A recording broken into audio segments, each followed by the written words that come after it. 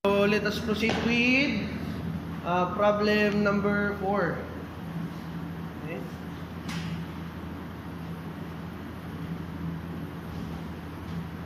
So for problem number 4, an 8 kilogram flywheel changes its speed from 200 to 170 RPM during the punching operation.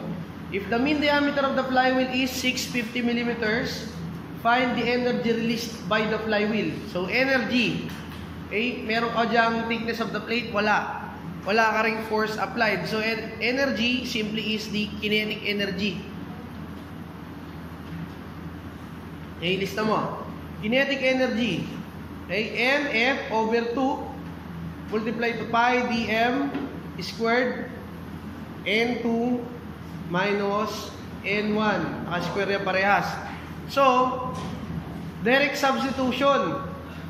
Okay? So, mF is 8 kg divided by 2.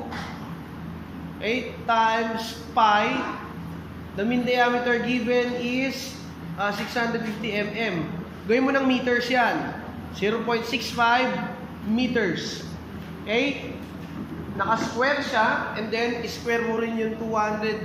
Kaya lang, i-divide mo ng 60. Kasi ang unit dapat natin dyan naka-RPS. Okay? Yung 170, same operation. Tapos RPS squared. Now, ang hinahanap na kinetic energy dyan is Newton meter, I think. Tignan mo. Isi-separate natin yung unit cancellation. So, kailangan maging kilogram, meter, second squared, meter. So, Newton dapat yan. Okay? Newton meter.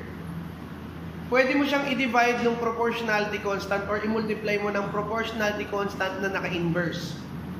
Okay? So, 1, ang ginawa ko is I divided it with 1,000 Newton meter per kilogram second squared. Okay? So, Newton meter per kilojoule para maging kilonewton meter or kilojoule simply. So, multiply ko ng proportionality constant ng 1 Newton second squared per kilogram meter para makancel mo yung kilogram meter second squared. Okay, dun sa RPS. Ang matitira dyan, Newton, cancel mo ulit yung Newton na yan. Okay? Tapos yung meter na dalawa, magbuwasan ng isa, may natirang isa, okay, matanggal ulit siya. So, ang lalabas is in kilojoules na. Okay, so calculate mo. 800 divided by 2, that is 400. Times 0.65 pi. Tapos, square mo rin. Okay, times mo ng speed na nakalagay dyan. Remember, laging naka-RPS. Okay? Di-divide mo na agad ng 60. Okay?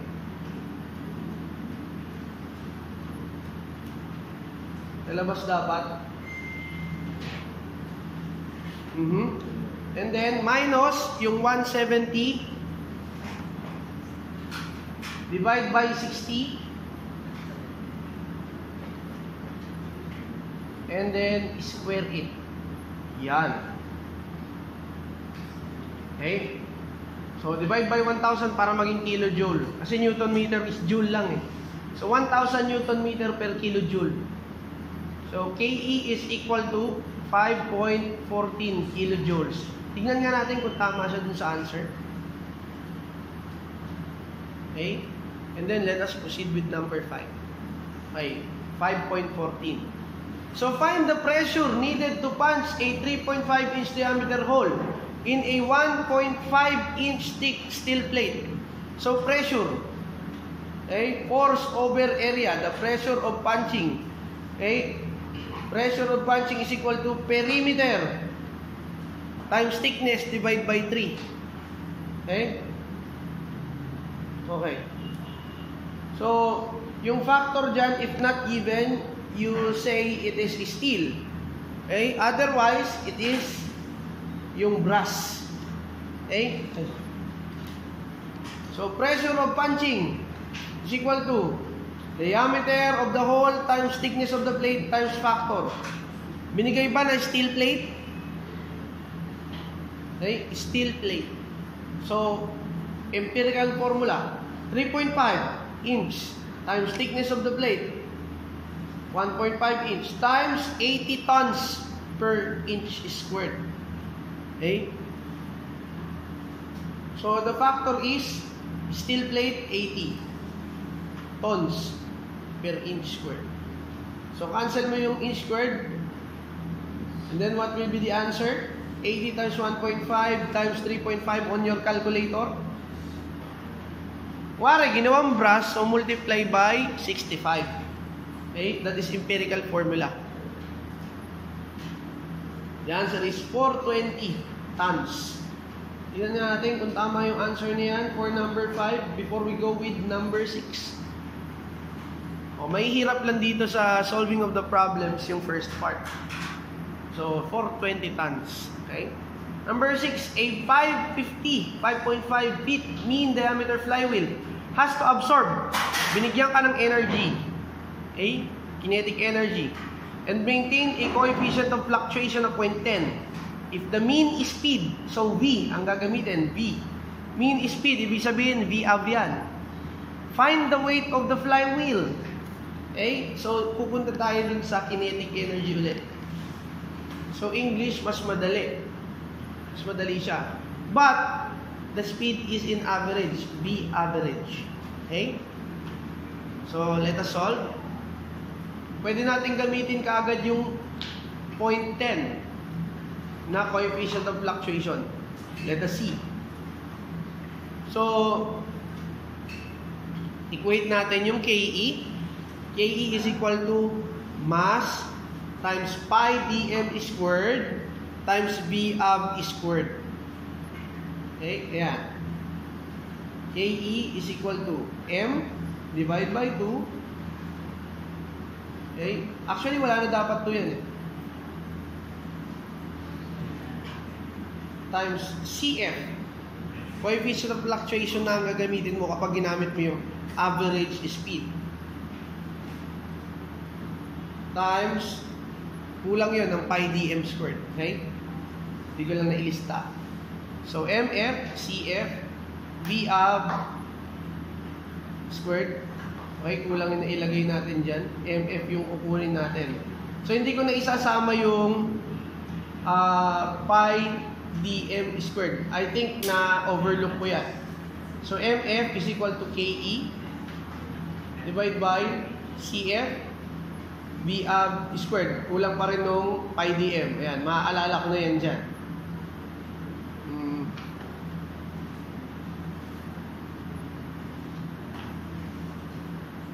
So, 38 feet-pound divided by CF, coefficient of fluctuation na ang value is 0.10.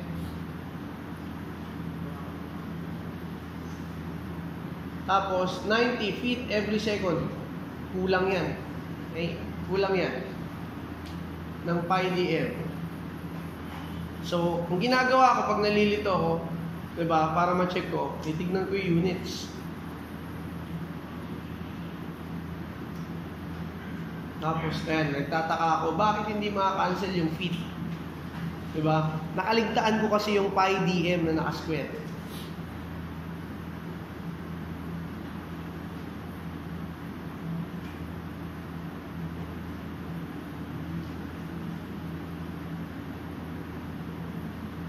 Yan, proportionality constant, remember that.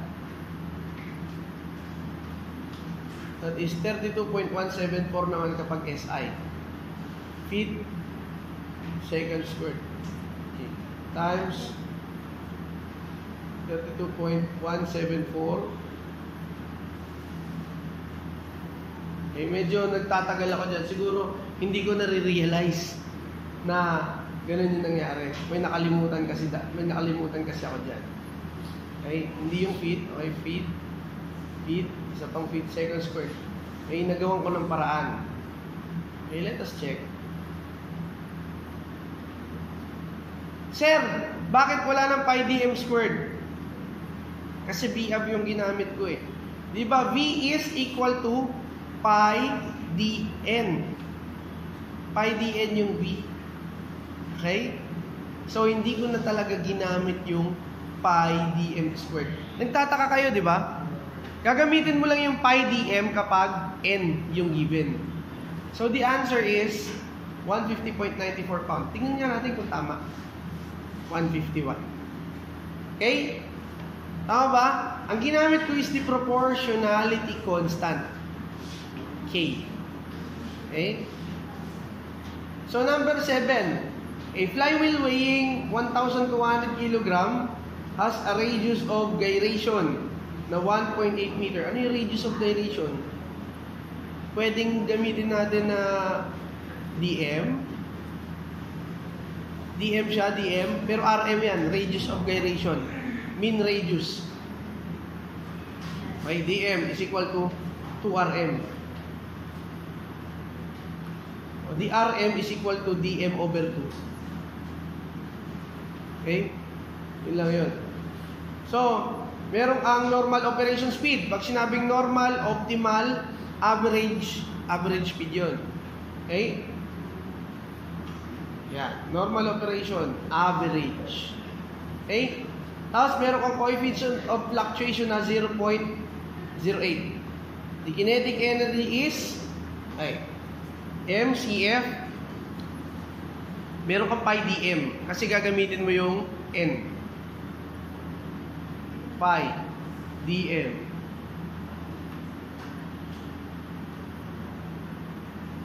squared times n average squared.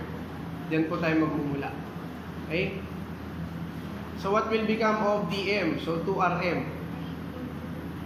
Okay. Sulat natin. Sulat mo ulit, KE is equal to MF times coefficient of fluctuation times yung pi dm squared. Okay? Tapos NAB squared. So, simplify. Anong kailangan mo? The energy released on the flywheel. The mass of the flywheel is 1,200 kilograms. Okay, lista mo dyan.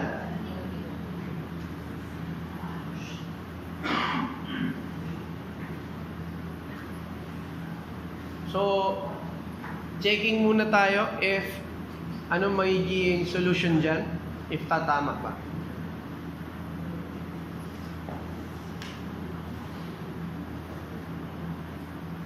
So, ipasok na natin yung value niya na MF. So, KE is equal to 1,200 kilograms. Coefficient of fluctuation is 0.08. Okay?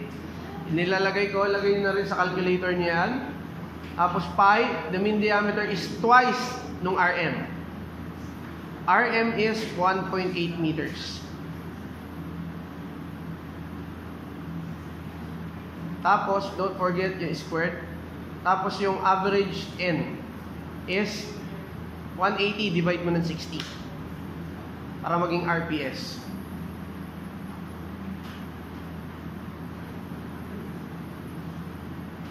Squared, sa labas yung RPS squared.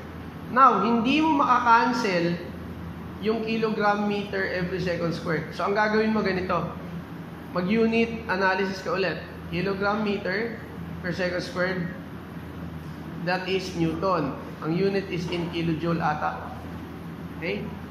Divide by 1,000 Newton meter every kilojoule. Ayan. Meter, kilogram, okay? Meter per second squared. Ginawa ko na lang na ganun. Okay? Kilogram meter per second squared kasi Newton na yun. So, Newton meter. Okay? Hindi na ako nag-proportionality constant. Pwede rin naman yun i-shortcut ng ganun. So, 1,200 times 0.08 times yung nasa loob ng parenthesis. So, 2 pi times 1.8 squared mo na lang.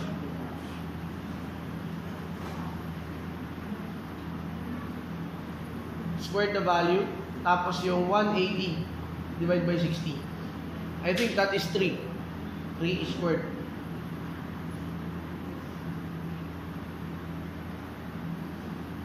Okay, ayusin natin.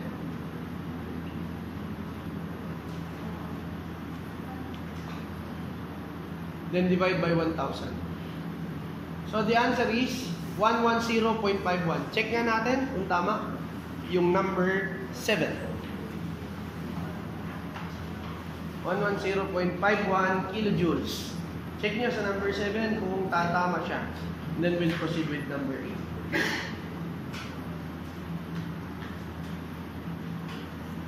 You know, 110.5 kilojoules. It's all about practice. So for number 8, a 50-inch diameter flywheel has a weight of 830 pounds. So that is the weight of the flywheel. Tandaan nyo ang weight, numerical value niyan sa English is equal to mass. During the operation, the speed is 190 RPM. Ano yan? Average yan, ha? If the coefficient of fluctuation is 0.88, calculate the energy released by the flywheel. So basic, again, gagamitin mo naman si coefficient of fluctuation. So pwede mong gamitin si MF. MFCF, pi dm squared mo yon, tapos yung NAB squared.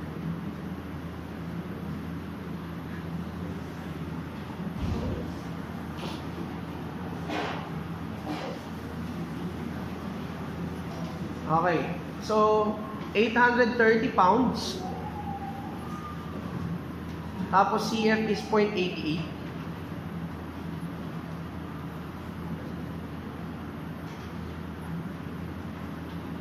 times pi times mean diameter is 50 inch. 50 inch. Tapos yung speed niya. 50 per 12 para maging feet. Okay? Feet. 50 divided by 12 para maging feet. As 190 divided by 60 para maging seconds. RPS. Okay? So, mayroon kang proportionality constant. Again, unit cancellation. Tignan muna, unit analysis. Pound feet, dalawa yung feet. Okay, second squared. Okay, feet per second squared. Tapos yung isa, pound feet. Divide ko ng 32. Okay, 32 yan, di 37. 32, ayos natin. 32.174 feet per second squared. Yung proportionality constant. Yan, para makancel sa S squared, yung feet, isa dyan, taas. Okay? Pala dalawa. So, KE is, isa lang makancel. Pound feet ang lalabas. So, 830, input mo lahat ng value. Sunod mo yung coefficient of fluctuation na 0.88. And then, 50 pi divided by 12.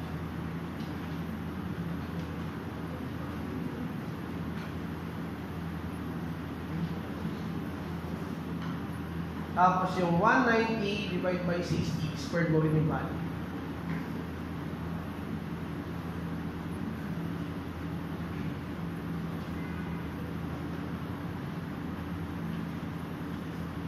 Yan. Okay. Hindi pala plus. Yan. Square. Hindi pa na i-square. Okay. 190 divided by 60. Kulang pa ako ng square to na. Balikan na natin later.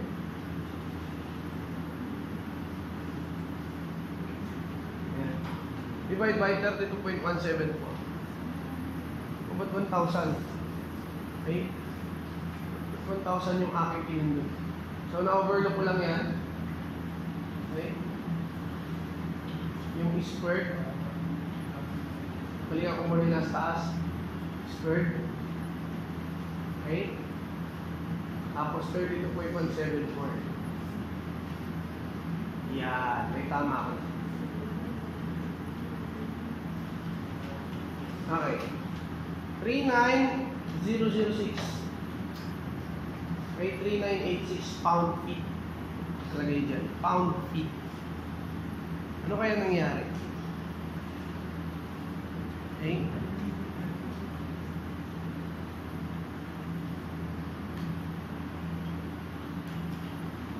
So, tama naman. Okay. Ba't kaya naging ganun?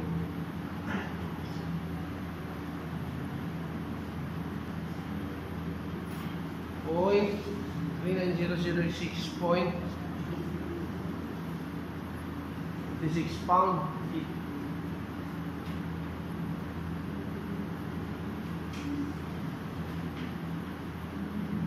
Okay. So this is for number 9, 10, 11, 12. So number 9, a 920 mean diameter flywheel has a width of 380 mm and 80 mm thickness and 7,200 kg density. Neglecting weight of the arm and hub, compute the energy released if the speed changes from 290 rpm to 240 rpm. So the weight of the flywheel can be equal to weight of the rim. Okay, kasi cancelled na yung weight ng hub and arms eh. Okay, neglecting kasi. So cancel mo. So paano natin makuha yung weight of the rim? Gamitin mo yung density and then the volume of the rim. Given dimensions dyan. So KE is weight of the foundation tuloy. Weight of the flywheel times yung speed. Okay? So pwedeng mass of the flywheel. Okay? Kaya lang weight of the flywheel divide by 2 pi dm squared. Okay? Newton squared minus N2. Hindi Newton squared yan. N2 squared minus N1 squared. Hindi Newton. Again ha, RPM yan. So, ginawa ko na lang weight para hindi tayo malilito. Ha? So, KE is equal to WF. Yung M, ginawa kong WF. Okay lang? So, lagay mo ulit yung formula.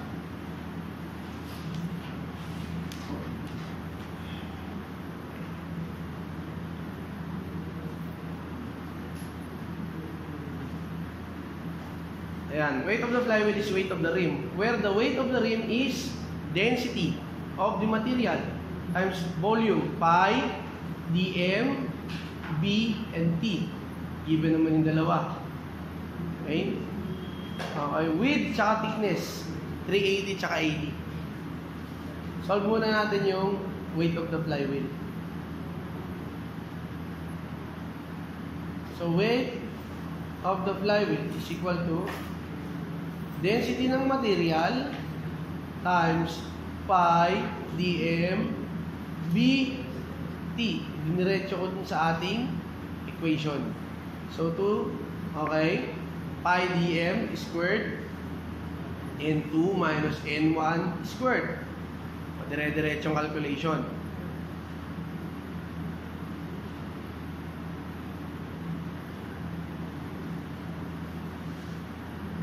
So, KE, substitute mo na agad yung value. Density, pwede naman. So, yung pi dm tsaka pi dm squared parehas. So, pagsamahin ko na lang. Kaya naging cube. Okay? Divide by 2 times n2 squared minus n1 squared. Ayan. So, KE is equal to, density is 7,200 kilogram per cubic meters. Tapos yung pi dm. dm ko is 920 mm. So, divide ko ng 1,000 para maging 0.92. 0.92 meters. Cube times b. T. Ay, naka-meter dapat yung b. That is 380 kung di ako nagkaamali. Tapos 80 yung thickness. Ayan. 0.38 tsaka 0.08. 0.38 meters times 0.08 meters. Naka-meters lahat. So, meter is squared. Divide by 2. Remember to make your speed or RPM into RPS. So, divide mo ng 60 lahat ng speed. 290 divide by 60 and then this squared minus 240 divide by 60 is squared. Tapos RPS. Okay, cancel all same units. Yan. Magawa na naman tayo unit cancellation, unit analysis. Okay, kilogram, matitira kilogram, 2 meter, dun sa meter squared, divide by second squared. So, yung kilogram meters per second squared is Newton. Okay, divide mo na lang 1,000 Newton meter para maging kilojoule. Okay, pati nang kinancel ko, dapat yung Newton meter. Ayan, Newton, tsaka si meter. The answer is, pakicalculate na lang sa calculator natin.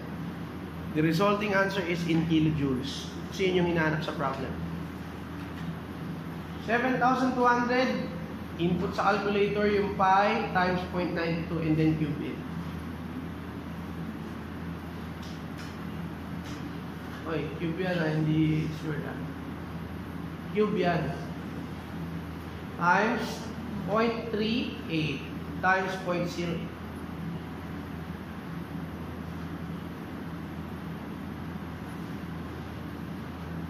Times, okay, mas taas na lang.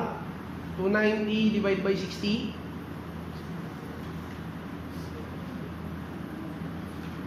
And then, square the value. Minus, okay, 240.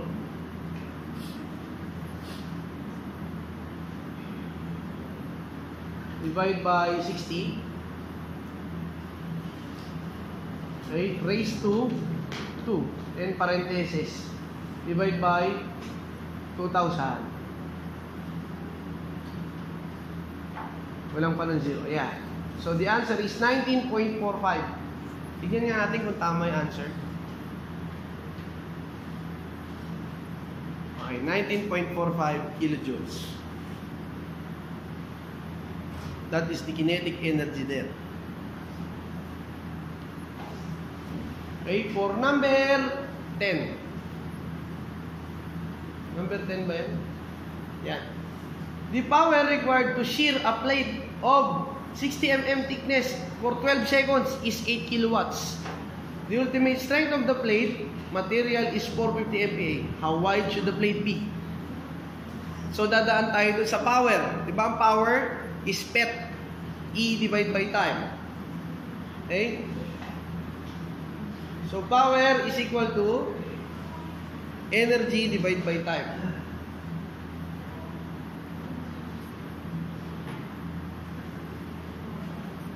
So, E, that is 0.5, okay, SUS, area of the hole, times thickness, divided by time. So, copy natin yan sa baba.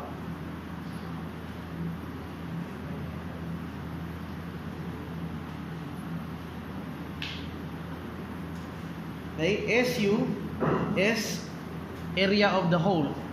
Circular hole ba yung binigay dyan? Let us see.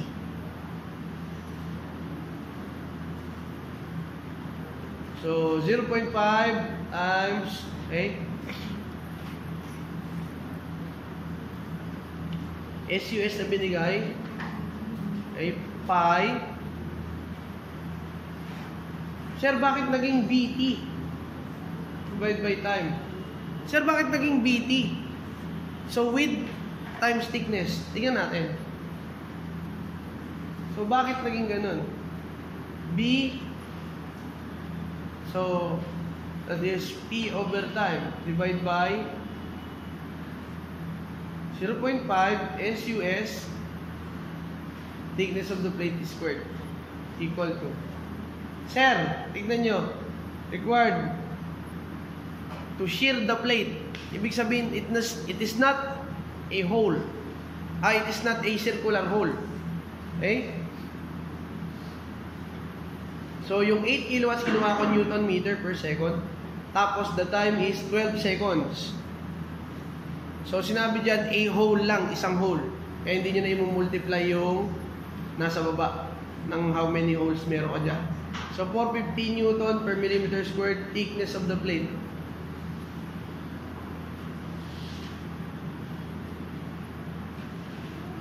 Hindi sinabi yung diameter of the hole, ha?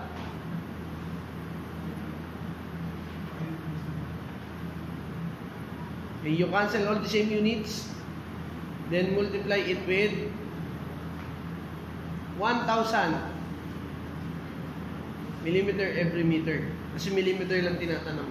Cancel yung meter para maging millimeter. The answer is, pindutin nyo sa calculator.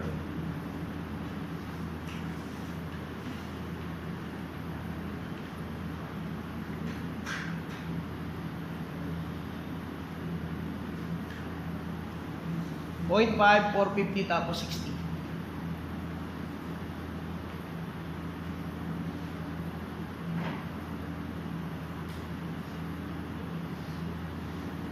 The answer will be 118.52. That is the width of the plate or the hole, width of the hole. So that is for number 10. Again, pag hindi circular hole, ang kukunin mo yung area ng hole. Nagkataon kapag circular, pi dh times t.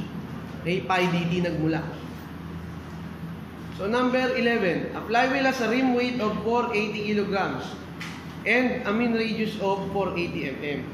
The rim weight is 6 times the rim thickness and the material density is 7,300 kg per cubic meter. Calculate for the width of the flywheel.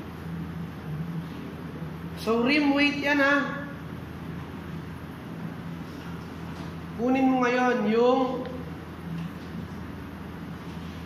volume of the rim para makuha mo yung inaanap niyang width. Sinasa volume yung width, pi dmdt. Yun yun.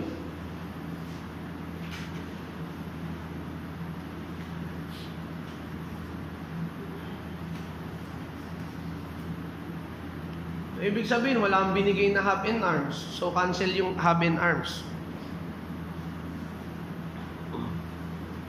Okay, density. Ayun, meron pala.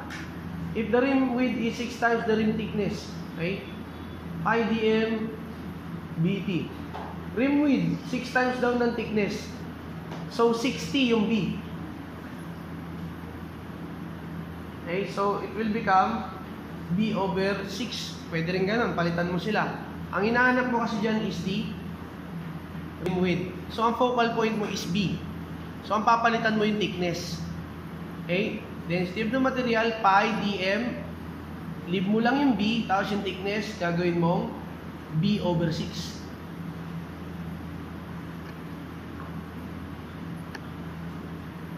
Pwede rin naman, ang focal point mo is thickness. Okay? Yan. So, palitan ko yung t. So, WR is density ng material times pi dm times b over 6. So, it will become density ng material pi dm times b squared divided by 6. O, simplify mo na. Yung b ang kukunin natin. So, cross multiply lahat. It will become b squared or square root na agad. Okay, 6WR kasi nasa baba. Divide by density ng material times pi dm times wala na pala. Okay na yun. Wala na tira. So, pi dm na lang sa baba. So, let us substitute the values. Square root ng 6 times rim weight. The weight of the rim is 480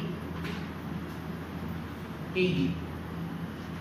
As density of the material, 7,300 kg per cubic meter. Okay? Tapos, times pi dm. Density of the material is, and the dm is the mean diameter, 480 mm, 0.48 times 0.48.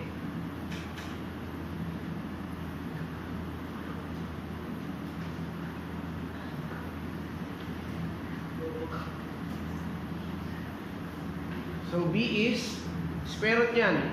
Input ko sa calculator. So 6 times 480 divide by 7,300. times pi times 2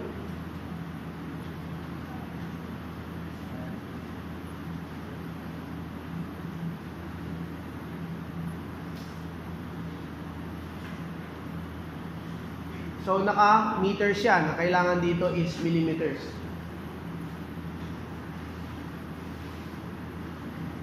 Meters. Okay, i-millimeter mo. So, the answer is 362.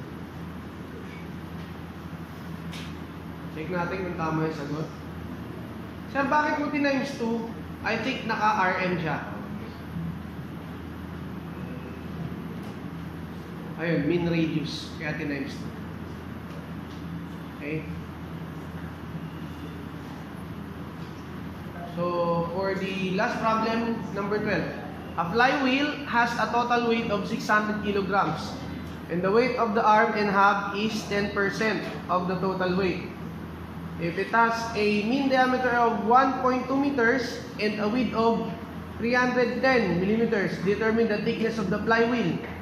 If the density of the material is 7,100 kilogram per cubic meter.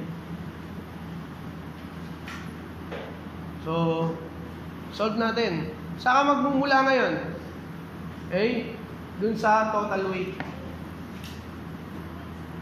So, weight of the flywheel is equal to weight ng rim plus weight ng hub and arms. Nakalagay yung percentage dyan, yung weight ng hub and arms. That is 10% of the total weight. So, weight of the flywheel yan. So, 0.1 yung weight of hub and arms ng weight of the flywheel. Substitute mo muna. Weight of the flywheel is equal to weight ng rim plus 0.1 weight ng flywheel. Ilipat mo sa kabila, magiging 0.9 yan. Kasi 1 minus 0.1.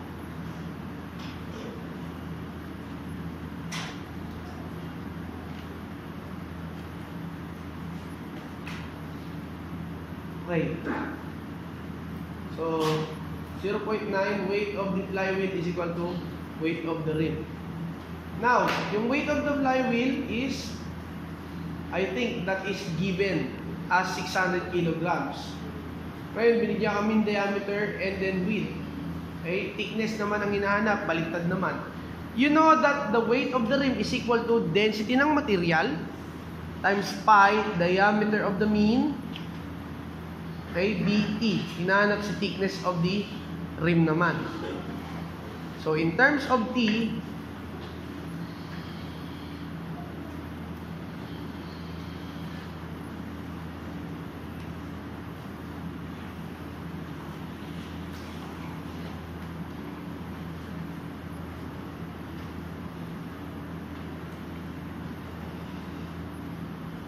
okay, thickness ay solve natin.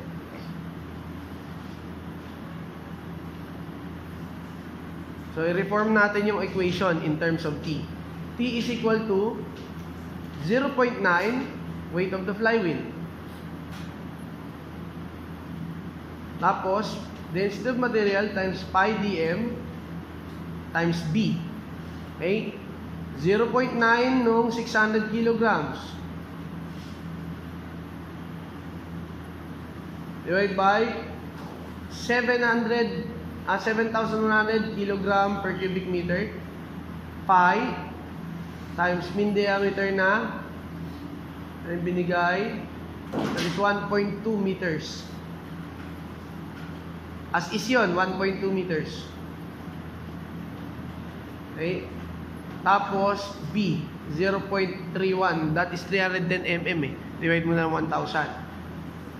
So, 1,000 millimeter per 1 meter. Cancel all same units. Okay? Kilogram, kilogram. Ang lalabas na lang is millimeter. The answer is, input all the values. Input nyo lahat ng value.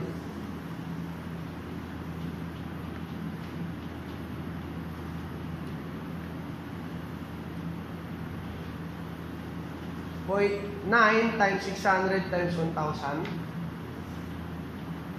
Divide by 7,100. 1.25 pi